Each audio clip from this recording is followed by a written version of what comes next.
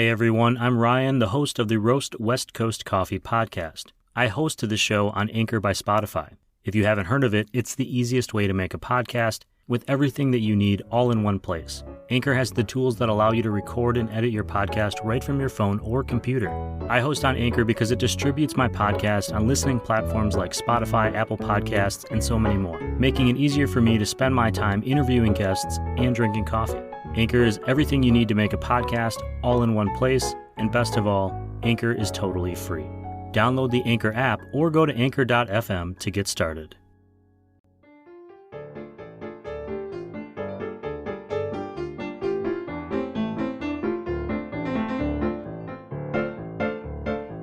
Hey, good morning, everyone. Welcome to Season 6, Episode 7 of the Roast West Coast Coffee Podcast. Man, these seasons just fly by. I'm Ryan Wolt, and this is the show where I bring you the stories of coffee professionals, entrepreneurship, and coffee education. This week we've got a real treat. The co-CEOs of First Light Whiskey, Ryan Espi and David Elizondo, are joining the show to share their entrepreneurial journey and why they decided coffee whiskey was going to be the focus of their now award-winning spirits company. Just in case you need to dip out early this week, I'm telling you right away, the guys said, hey, we want Roast listeners to try this whiskey, and to make it easier, they set up a discount code on barbank.com. If you want to try First Light Coffee Whiskey or their Dark Roast Coffee Whiskey, use the discount code RWC. That is the capital letter initials of this show, RWC, on barbank.com. I did this morning, and not only did I get the discount, but the shipping was free too, which was a nice surprise. I'll post the link in the show notes and on roastwestcoast.com and share it on Instagram at roastwestcoast. David and Ryan and I have met in real life, and beyond being motivated entrepreneurs, and in Ryan Espi's case, a true coffee nerd, they exude a calmness that frankly I'm a bit envious of and don't often find in entrepreneurs. Today we talk about the ethos of First Light Whiskey and how those moments in between the moments where things slow down enough to take a deep breath matter so much to the success of their business. I usually tell you to fill your coffee mug right about now, and this week is no different. I picked up a cup of Steady State Roasting's Daybreak at Queen Stage Coffee House in Encinitas, California. The first sip was delicious, but since Thursdays are essentially the kickoff to the weekend, I'm going to spice this one up with a little bit of coffee whiskey, and I promise I won't judge if you do too. I hope you enjoy the first of this two-part interview featuring Ryan Espi and David Elizondo, co-CEOs of First Light Whiskey, on the Roast West Coast Coffee Podcast.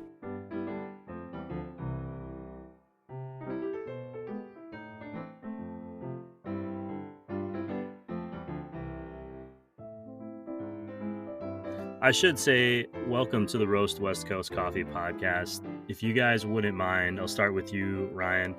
Say your name and what the name of your company is, if you would, and kind of your role at the company, and then we'll run over to David. And then when we're done, maybe you can tell me what your favorite Ninja Turtle is. Okay, yeah. So hi guys. My name is Ryan Espinosa. I often go by Ryan Espi. I'm one of the founders of First Light Whiskey. We're a coffee flavored whiskey company, which is our primary products now, and then we're really focused in on being the predominant lifestyle craft spirits brand. And what is it that you do? What is your half of the company, or what is your role as a founder? Yeah, so I mean, David and I are both really co-CEOs, so we both run a lot of the management. My focus is more on the marketing and branding side of things, and kind of running the sales and marketing side of the business. And you, David? Hey guys, my name is David Elizondo, co-founder at First Light Coffee Whiskey. I'm handling in-market sales, new account onboarding, activating new regions, and connecting with our distribution team to just spread the word and share the stoke. And do either of you have a favorite Ninja Turtle? David, I think you're a little bit younger than Ryan and I, so I won't blame you if you don't. If you're only familiar with the newer Turtles. I remember playing the OG games and like Michelangelo. Michelangelo was the guy. Yeah, mine is and was Donatello. always. Yeah. That actually, if I would have guessed, those are the two I would have guessed for you guys, because I do know you a little bit. For anyone listening, I've actually interviewed these guys once before for a different podcast. So I know a little bit of their story. And since then, they've been great supporters of this show. You hear me shout them out at the end of every show, and you see them in our newsletter and stuff. But we haven't talked a lot about coffee. That show was more about the whiskey side of things. And so I want to kind of ask you both if you had a first experience with coffee way before you started a coffee whiskey brand or spirits company that made you think, yeah, this is interesting. This is something that's going to be part of my life. Yeah, I mean, I definitely did, like 100%. So I guess I didn't really drink a lot of coffee until I got out of college. So after SDSU, which was about, I graduated in 2013, I think in college I was just on the Red Bull and Monster and any colored can that they sold at the Aztec shops, to keep me awake. But then after college and I started down my entrepreneurial path, I was very much a coffee shop entrepreneur. Like I was in the web design and development space, and I would just visit every different coffee shop and post up for hours to work. And through that, I started really getting into coffee and going from like drip coffees to pour over coffees to like V60s and all these different, types of coffee, and really learning flavors and whatnot. I like built my own Kyoto machine at my house, like cold drip, cold brew, got into that a lot. And then like in that time of building like a couple businesses, I met another professional who we wanted to build. He was an older guy. He owns a bunch of property here in San Diego, and kind of like in the retired space, but wanted to like have and invest in a coffee company. So I kind of worked with him for about a year building like a business strategy to actually build a roastery and tasting room here in San Diego. I visited the Starbucks Reserve Roastery up in Seattle. I went, I kind of just got, learned about like importation and just kind of really went deep into the coffee to like, we didn't end up going forward on the business. I was kind of went a different way, but kind of build all the foundation of like what it was going to look like and how it was going to get executed. So from there, it just I had a love for coffee and really never looked back. Like this morning, I went to Bird Rock and had spent $10 on a pour over coffee. So And then yeah, my experience with coffee has been just like cheap coffee in college, like undergrad at ASU. There's a spot called Dutch Bros. It's like right off of campus. It's the go-to spot. I would have that a fair bit. Also drank a lot of tea during that time, so like didn't have like a really like go-to coffee I would have every day. And then just more recently, really have discovered like a lot more of the nuance and subtleties of the coffee experience. Really, you introduced us to Chris at Coffee Cycle, and going to his class and learning about the different beans and different like processing methods, and like trying the washed and natural side by side, and experiencing blends from different regions, and like seeing how like delicate the flavor profiles really are and how much nuance there is. I know coffee is one of the most highly nuanced flavor profiles in the world, and like I really at that time fell in love with the Ethiopia natural characteristics, and that's my go-to these days. I totally forgot that you guys had taken that class. What about whiskey then? Obviously, you're a spirits company that's working with coffee, and I'm going to get to that question in a minute because, as you mentioned, it is a nuanced drink, and I feel like that'd be very complicated. But do you remember having a whiskey that stood out to you before starting your own spirits company? And then maybe Ryan, we'll start with you, and go to David, and then David, maybe you could speak a little bit to what inspired you to start doing that business plan at SDSU. yeah. So for myself, this goes back to college as well. I was not drinking whiskey in college at all, I should say. So okay, yeah. So I mean, I definitely was. It was kind of weird. So I grew up in the country. To make this story as brief as possible, up in Modesto, Central Valley, California, and to be frank, like there wasn't a lot to do in high school, so we like drank, and we had like high school parties in the country, and everybody got together in a field, and like that's like what the kids did. And so when I got to San Diego State, I wasn't like very much a typical like freshman that was just drinking. Like I was kind of past the binge drinking, and I was drinking like whiskey and kind of got into scotch like really early and I would be like sipping scotch at our college parties, right? And then I moved to North Park shortly after, and like lived on the street of 7 Grand, on like my back of my apartment building, like was on the alley it was on.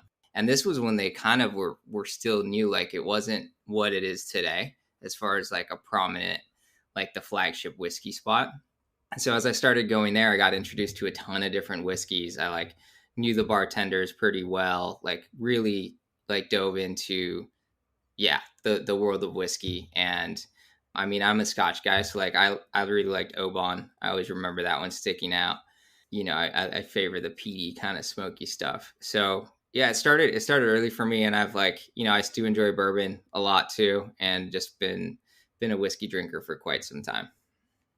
In my experience, I started encountering some whiskeys a little bit later in college. Had some bad experiences early with like vodka and just binge drinking whatever else freshman year, and then got into a little more, subtle, nuanced brands. I think the ones I enjoyed most at the later end of college and then coming out when I was starting San Diego State for the MBA program were the Centauri House whiskeys.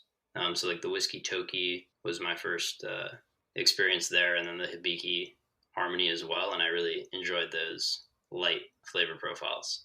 And then, if I'm not mistaken, if I understand this, David, you started writing a kind of a spirits company business plan, or a business plan of sorts that eventually evolved. Correct me if I'm wrong. While you were in that MBA program, is that right? And then how did that evolve from there, and then turn into a partnership with Ryan? Yeah, so first semester of the MBA program at SDSU, I had just finished my time at Arizona State and came back home to San Diego. And it was a marketing management class. And the semester long project was coming up with a business plan that we presented to the class at the end of the semester.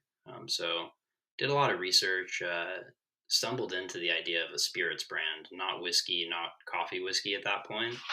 The initial idea was vodka because it's like the easiest to source, and you just blend it down with water and you don't have to do all this R&D and like different flavor profile testing. So it seemed like something that was actually feasible since I had no experience in the industry at all. At that point, it was literally just sounded like a fun concept to work on.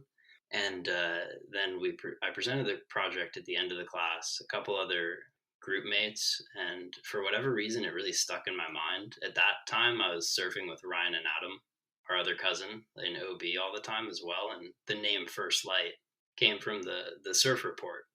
When we were going out every morning, this project was happening, and it was a really inspiring moment. And it seemed like something that would work well because, like, from the very, very beginning, like a core element of First Light has been about celebrating and preserving and giving back to our natural world. The First Light name and the surf report really just fell into place beautifully. And then after the project, the other team members continued on with their MBA.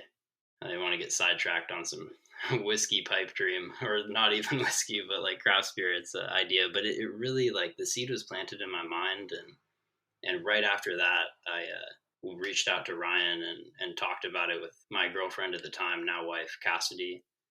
It was something that wasn't like immediately shot down by the close network, and it was like, maybe we could actually do this, and like maybe there's something here, and like why not like take the next step and see what happens.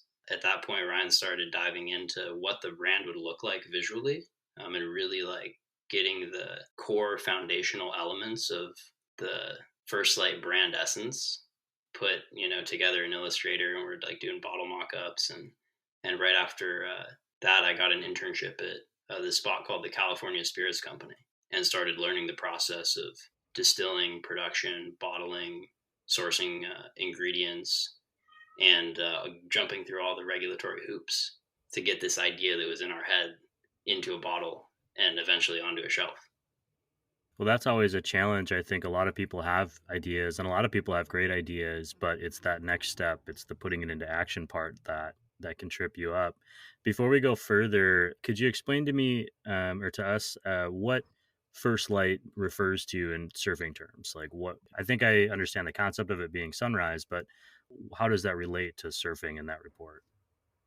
Yeah, so it's specifically like the first moment that that you get sunlight like over the water, right? So if you can go out before first light, you can go out in the dark, then be on the water like right when that hits.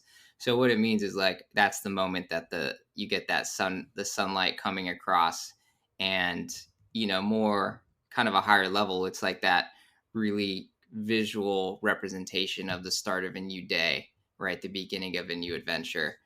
And there was, as we were doing this in college, right, you tend to stay up late for one reason or another. And then, the best surf is typically in the morning. So it's like your alarm goes off and it's so easy to not get up and do it, right? To like sleep in or roll over and like choose to not do it. And there's a lot of resistance there to actually get up in the winter. This was winter at the time, so it's cold.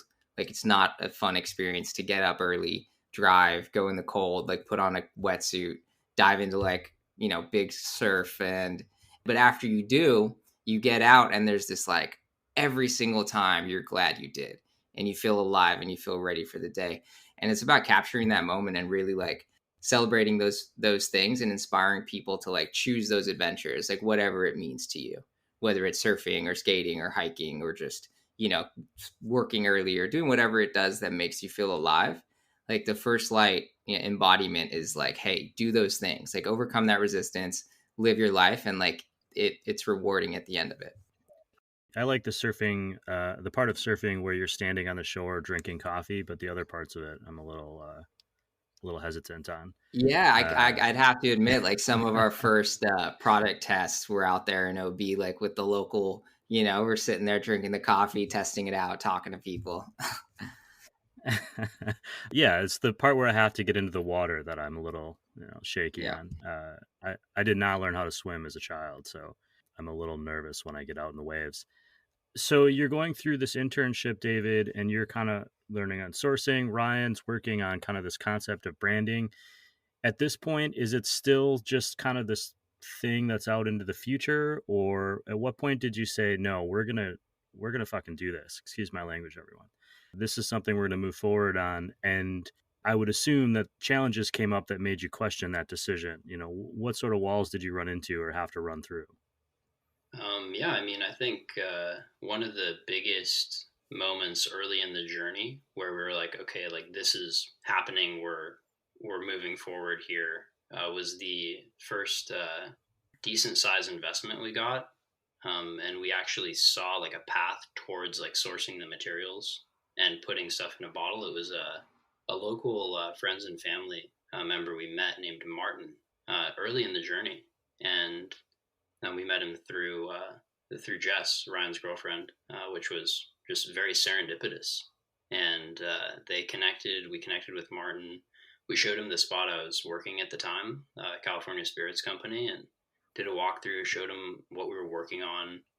Tasted him out on some of the early like prototypes of the coffee whiskey. So I mean, we didn't have like product in finished bottle labeled, but we had like some early like test batches, and he tried it, and it was like once everyone tried that first batch, it was like there's something here, like this is like something different and special. And soon after tasting that, we got the initial investment we needed to actually order the glass and order the agave and all the raw materials like corks, sleeves, labels, everything we needed to actually put something in a bottle. So I mean, that was like really opened the door. And then COVID, really like the lockdowns happened right after that. So that investment came in like January 2020, and then lockdowns in March. And it was a wild ride. We're like, can we actually still do this? All the bars and restaurants are closed. All the retail stores are not doing tastings at all.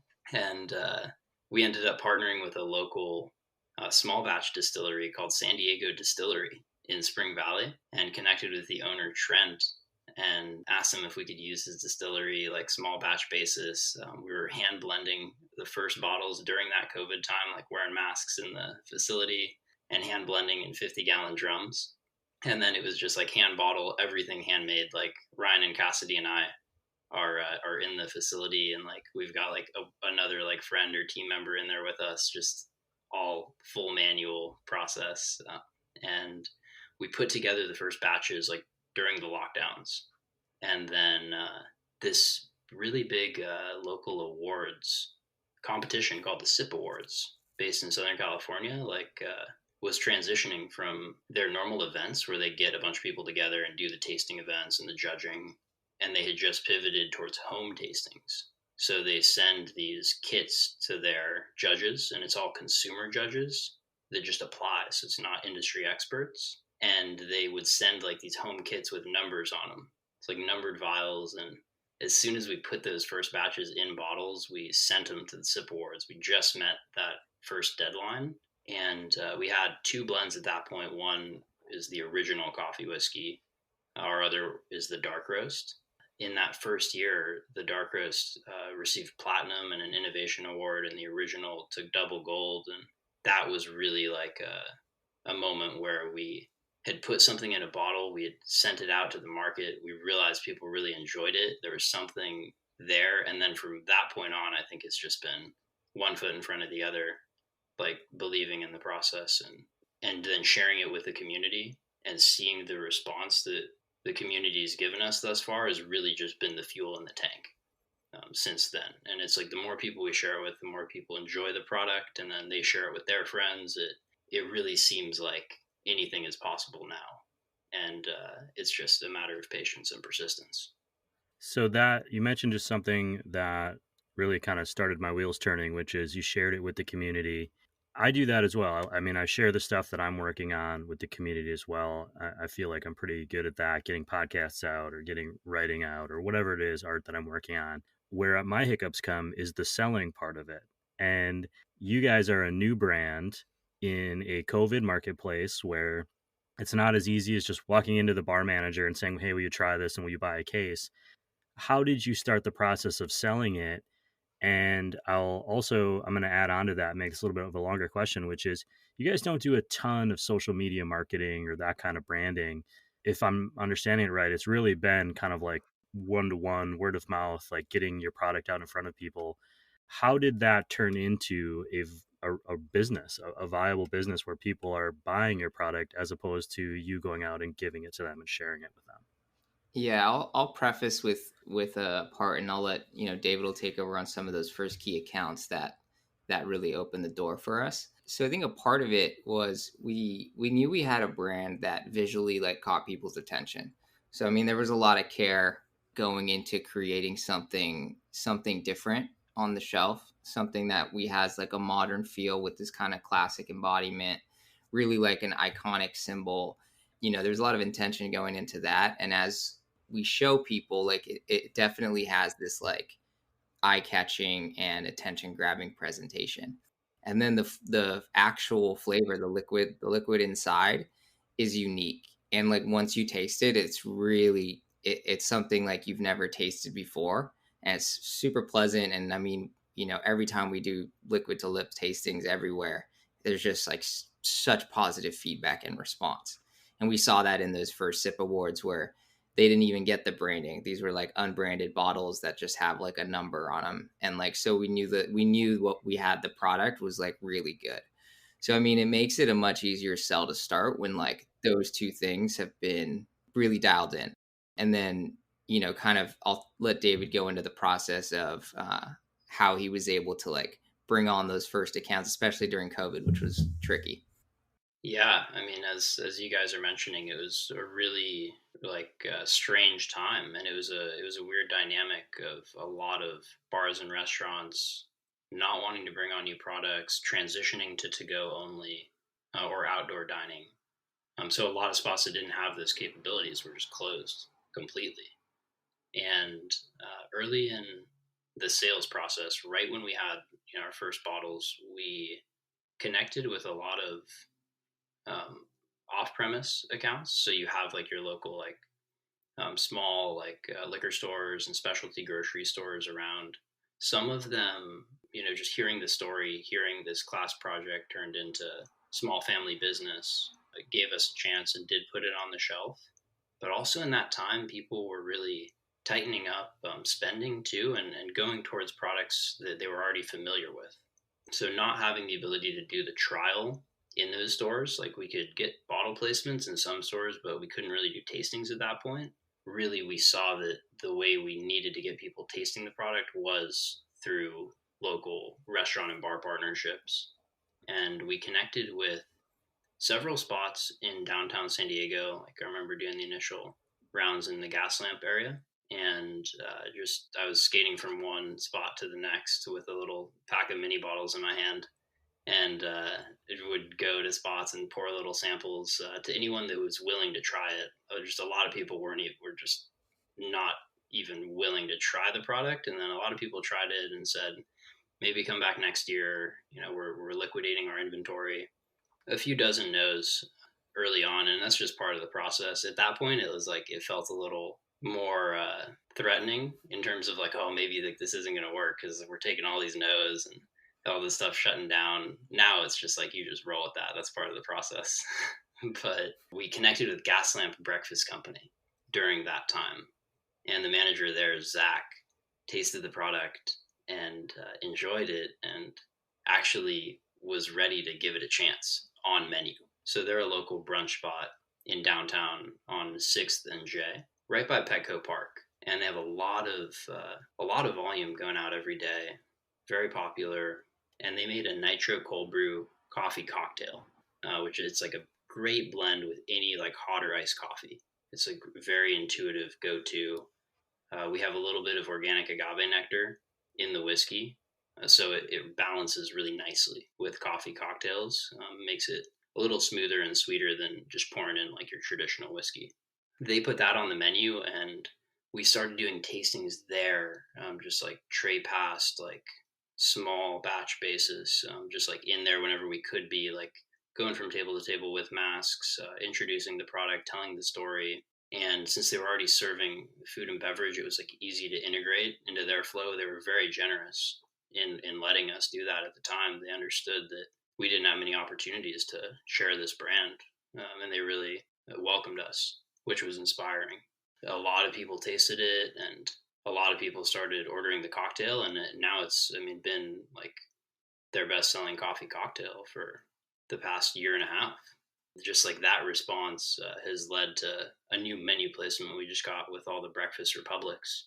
So that's the same restaurant group there, and they kind of gave us a chance. They looked at the initial data, and now we're in all the Breakfast Republics and looking to do the same thing, just really getting out there and making people aware of the product, like showing how well it works with the other offerings on the menu. And the awareness piece is so key. And we've done a lot of tastings since like things started to reopen, and that's where we've seen a lot of resonance and people being excited about the story, people really enjoying the product, sharing it with friends. And it's one of the most inspiring things for me has been going to some events and doing a tasting, and then we're at another event a few months later or somewhere else, and they say like, oh, like I saw you there, or my friend saw you there and shared a bottle with me, and like my friend told me the whole story, like I was like at their house, and like they told me how it started as a class project at SDSU and how it's this small grassroots business, and seeing like how the brand like story has resonated and been internalized in a way that other people can share. Really like it's like that's how this will work. At the end of the day, it's like having people take in like the energy and be excited to share it with their friends and community. With that kind of embodiment there, it's it gives people a brand to resonate with in the alcohol space that they don't typically have, right? Like a story to connect with. I mean, if you look at any alcohol shelf, 80 to 90% of the bottles are all coming from the same few companies, which a lot of people don't know. There's like a handful of beverage companies that own most of the inventory on any bar you're looking at. And so they're so massive and they're so big and they've been around for so long that they don't really have, there's no need for them to have this, story and lifestyle story and like really brand resonance. And they don't, because they're coming from like these large conglomerates where something like us, especially, the supportive San Diego community, it's like, no, this doesn't come from one of those. Like, this is a family owned business. Like, we're second generation immigrants coming like and putting out a product here in our hometown, like, and put everything we have into it. So it gives it that, there's just has that authentic connection, and people have been super supportive in the community and even in the industry side of things to like, where we have other distillers and people like Trent, who we worked with, and Nick, who we work with at Pacific Coast Spirits, that are just like, welcome us with open arms and like mentor us and are just happy to have, more, something new coming into the market. On that note, I know that you guys have been out and about working with other brands and having events. There's been a bunch of spirits events over the last 6 months or so that I've seen you guys pop up at, or supporting shows. With coffee in general, coffee is a evolving product over time. So I'm wondering, how do you figure out how to keep your product consistent? Because one of the things that whiskey and coffee are similar in is that whiskey kind of changes as it ages, depending on how it's stored, depending on how it's distilled, depending on the temperature and the humidity and all those things. And coffee is very similar in that. How do you find coffee to go into your whiskey?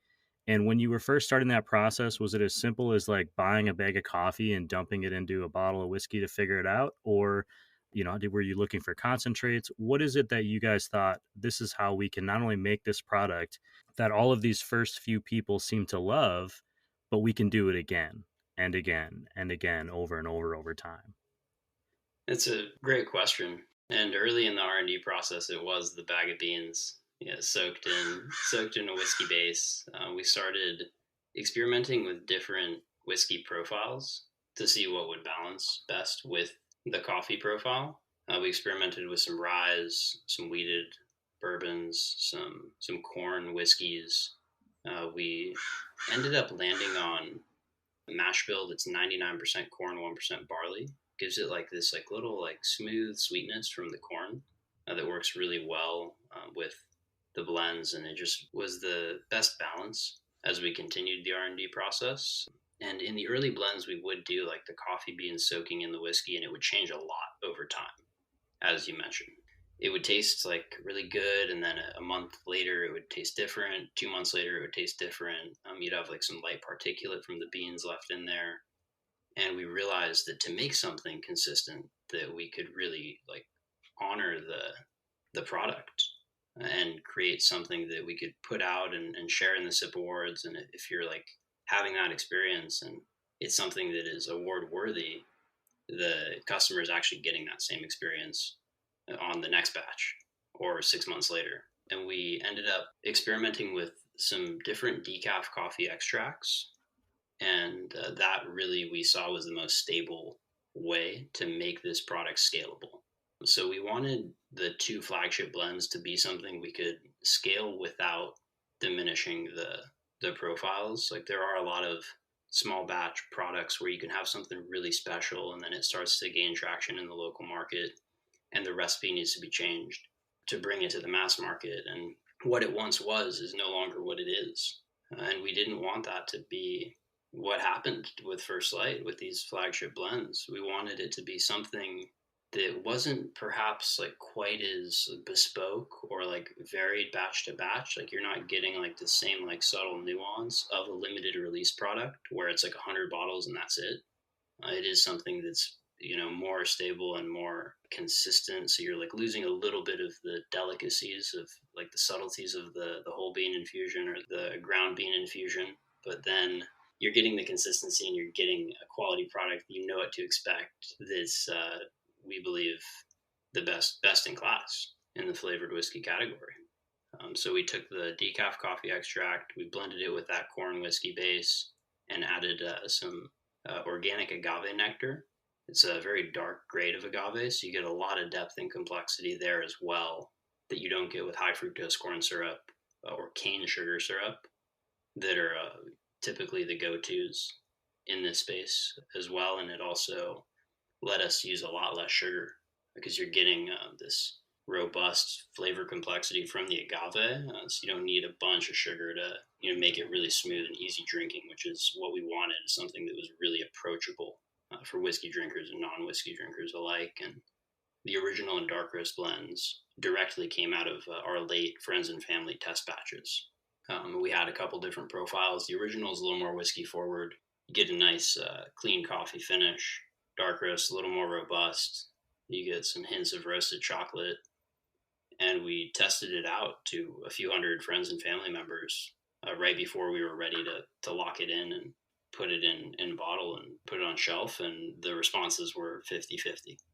And we realized people have different palates, and instead of shoehorning everyone into one profile, we decided to release both, and thus far it's been surprisingly split in the open market. So we'll see how it continues to be received at scale.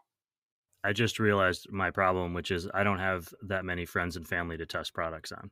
I top out around 10. Yeah, we're lucky to have a large family. Yeah, during COVID, it was like free whiskey samples, share it with your friends of friends.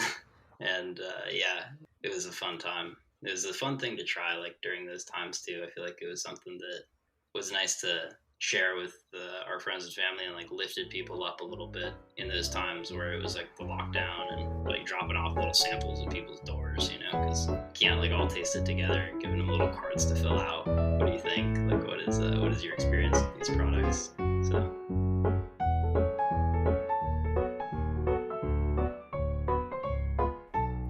Okay, to recap, Ryan and David are partners. They are co-CEOs.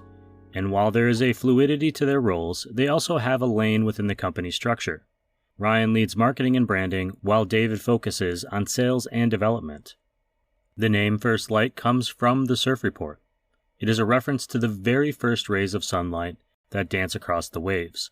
They represent the start of a new day, of a new adventure. And being out there early will not only enable you to catch the best waves, it also reinforces that you're seizing the day, not letting it come to you. The coffee flavor in the First Light coffee whiskey comes from a decaf coffee extraction, or a concentrate, which enables them to achieve a consistent flavor bottle after bottle. However, I also know that they sometimes collaborate with craft coffee roasters to create unique one-off bottles infused with locally roasted beans. Those special whiskeys don't have the same shelf life because coffee beans are ever evolving, and the flavor change over time is less predictable. But if you see one on the shelf or on barbank.com or promoted on the @FirstLightWhiskey Instagram, likely around the holidays, I recommend snapping it up. It probably won't last that long in the liquor cabinet anyways. As a company, one of the First Light core mottos is embrace the unknown. There are no guarantees in business or in life, so finding a balance and appreciating the value of disconnecting and learning to give yourself a break is just as important as grinding hard day after day. There is always going to be more work to be done tomorrow. Granted, when you're doing what you love, either creating a new coffee-flavored whiskey or spirit, or producing a coffee podcast for that matter, it doesn't feel much like work. And finally, if you are in the SoCal area from San Diego to West Hollywood, you can find First Light coffee whiskeys at every Breakfast Republic restaurant, or just order some for yourself on barbank.com. I remind you that you can get 15% off your First Light order with the discount code RWC. Link in the show notes and on roastwestcoast.com, where you'll find this show's newsletter. You can also go direct to check out the First Light Whiskey Vibe on Instagram @FirstLightWhiskey or stop by firstlightwhiskey.com. This show has industry partners, including First Light Whiskey, who, along with our paid subscribers, ensure that this show gets made every single week and help us continue to grow. Other roast industry partners include Café Laterre, Moster Coffee Company, Steady State Coffee Roasting, Camp Coffee Company, Coffee Cycle Roasting, Ignite Coffee Company, Maria Coffee, Cape Horn Coffee Importers, and Ascend Coffee Roasters. Thank you all for listening and for supporting this show, and for occasionally putting up with a train whistle or some truck noise in the background. This episode of the Roast West Coast Coffee Podcast has been written, produced, and recorded by me, Ryan Wolt, and I hope this episode has found you happy, healthy, and with at least enough sanity to make it through the day. Always tip your baristas and be sure to drink good coffee.